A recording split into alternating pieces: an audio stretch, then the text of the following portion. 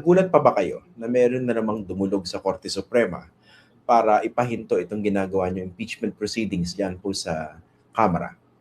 Well, Hello. if your question is kung nagulat ba tayo, of Yes, course kung hindi. nagulat pa ba kayo? Sapagkat very much anticipated natin na talagang they always have tendency of going to the Supreme Court, no? To question any or some of the stages of our impeachment proceeding. Hindi na kayo nagulat, no? Nung sabi niyo dito sa petition na ito sa Korte Suprema. Pero pag-usapan natin yung standing ng mga nagpetition. So, mga abogado na identified with the Vice President Sara Duterte. What do you make of that? Well, apparently, kung ano yung position nila before about doing away with this impeachment proceeding, yun pa rin yung maintain nilang position up to this time, no?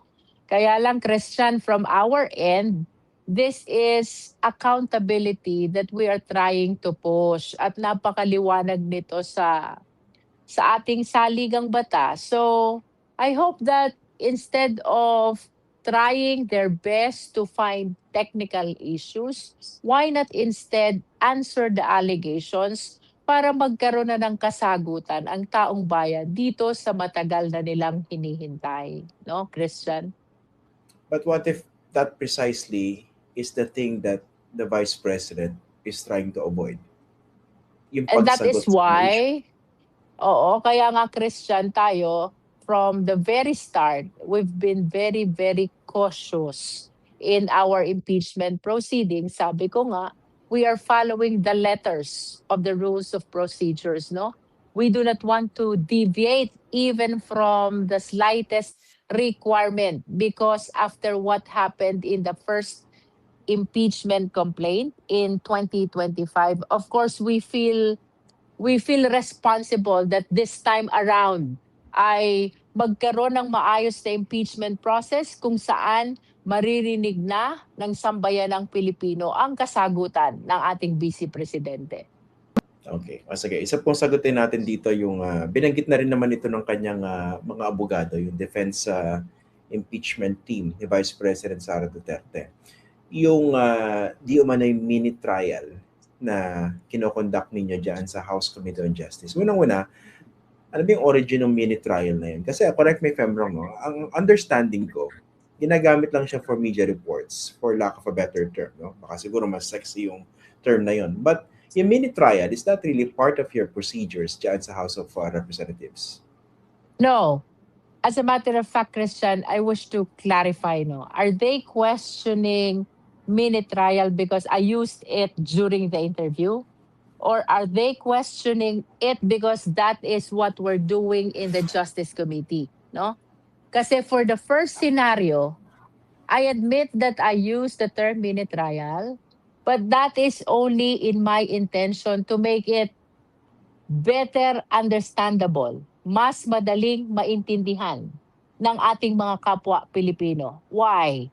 Sapagkat ang tumatak sa isip ng ating mga kapwa Pilipino Christian is the trial that they saw during the time of President Erap, the trial that they saw during the time of Chief Justice Corona, no? So just to make it easier for them to understand what will happen in the Justice Committee, this is smaller than the proceeding that happened in the Senate. That's why I called it mini trial. But not to mean that what will happen in the Justice Committee is trial similar to the Senate, no? As a matter of fact, to the second scenario, I want to make it clear now what will happen or what is happening in the Justice Committee is indeed a hearing proper, a clarificatory hearing, or a preliminary investigation. Let us remember, dito sa hearing proper, the justice members are acting as investigators. Our mandate is to determine the existence or non-existence of probable cause. And how do we do it? We need to test the veracity of the allegations of offenses and grounds in the complaints. At paano namin gagawin to? By trying to find other documents which can counter or test the veracity of the allegations in the complaint, or listening to the witnesses, asking questions, no? Kasi ito ang trabaho natin sa Justice Committee. As a matter of fact, Christian, right now, walang stand ang Justice Committee.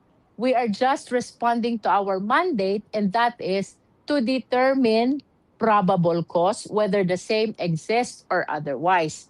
At para magampanan namin itong tungkulin na ito, kailangan naming malaman ang katotohanan. And how do we find the truth? How do we test the veracity in the allegations of the complaint? Of course, we will have to question the witnesses who will be presented by the parties. We need to issue or exercise our compulsory process to check from the other documents kung totoo ba ang nilalaman ng impeachment complaint, no? Because at the end of the day, we will be voting, Christian, eh. We will be voting as to whether or not the probable cause exists. And to be able to do that, dapat may hearing proper na mangyayari. Dapat makita namin yung ebidensya. Dapat marinig namin yung mga witnesses, no? So, to conclude my explanation, Christian, yung sinabi kong mini trial in the interview, that is for the purpose of making it easier for the people to understand that there will be presentation of evidence and witness before the Justice Committee. Bagaman, the real thing that's happening in the Justice Committee is a hearing proper, a clarificatory hearing, a determination of probable cause, and this is different apart from the trial that will happen in the Senate.